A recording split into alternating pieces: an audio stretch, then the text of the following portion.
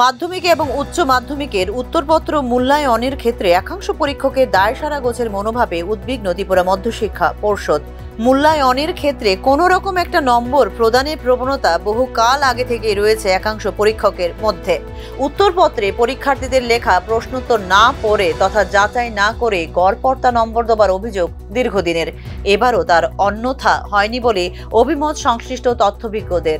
এবার এর সঙ্গে যুক্ত হয়েছে বিপজ্জনক এক প্রবণতা, আর তা হলো পরীক্ষার্থীদের উত্তরপত্র মূল্যায়ন কেন্দ্রের বাইরে নিয়ে যাওয়া।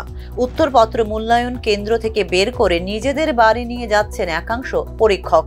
বাড়িতে মূল্যায়ন করে তা জমা দিয়ে চলছেন মূল্যায়ন কেন্দ্রে। অনেকে আবার মূল্যায়ন শুরুর প্রথম দিন অর্থাৎ 2রা এপ্রিল থেকেই শুরু করেছেন এই কাজ। তাদের দেখা দেখি আরো অনেকে শুরু করেন অনুরূপ কাজ। প্রথম দিন থেকে উত্তরপত্র বাড়ি নিয়ে যেতে শুরু করা পরীক্ষকরা এই কাজে রীতিমতো সিদ্ধহস্ত হয়ে উঠছেন বলে তারা নিজেরাই প্রচার করে চলেছেন ঘনিষ্ঠ মহলে।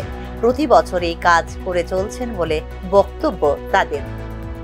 রাজ্য পর্ষদের মাধ্যমিক এবং উচ্চ মাধ্যমিক সহ মাধ্যমিক সমতুল মাদ্রাসা আলিম, উচ্চ মাধ্যমিক সমতুল মাদ্রাসা ফাজিল কলা ও ফাজিল থিওলজির লিখিত পরীক্ষার উত্তরপত্র মূল্যায়নের জন্য নির্দিষ্ট সব কয়টি মূল্যায়ন কেন্দ্রে উল্লেখিত অনাকাঙ্ক্ষিগত কাণ্ড ঘটে চলেছে বলে জানিয়েছেন সংশ্লিষ্ট তথ্যবিজ্ঞরা। উচ্চ মাধ্যমিক ও সমতুল পরীক্ষার উত্তরপত্র মূল্যায়নের 2টি কেন্দ্র সহ মাধ্যমিক এবং সমতুল পরীক্ষার উত্তরপত্র মূল্যায়নের জন্য নির্দিষ্ট 5টি কেন্দ্র, প্রতিটি ক্ষেত্রেই এই ধরনের কার্যকলাপ সংঘটিত হচ্ছে বলে জানিয়েছেন তথ্যবিজ্ঞরা।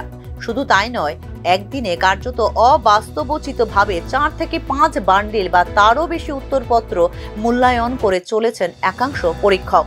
সাধারণত গড়ে 17 থেকে 18টি করে উত্তরপত্র থাকে প্রতি বান্ডিলে।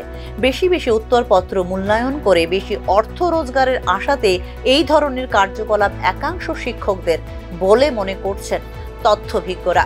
বিষয়টি নিয়ে অবিলম্বে পদক্ষেপ নেওয়া উচিত বলেও মনে করছেন সংশ্লিষ্ট তথ্যবিজ্ঞরা। ব্যুরো রিপোর্ট, নিউজ নাও।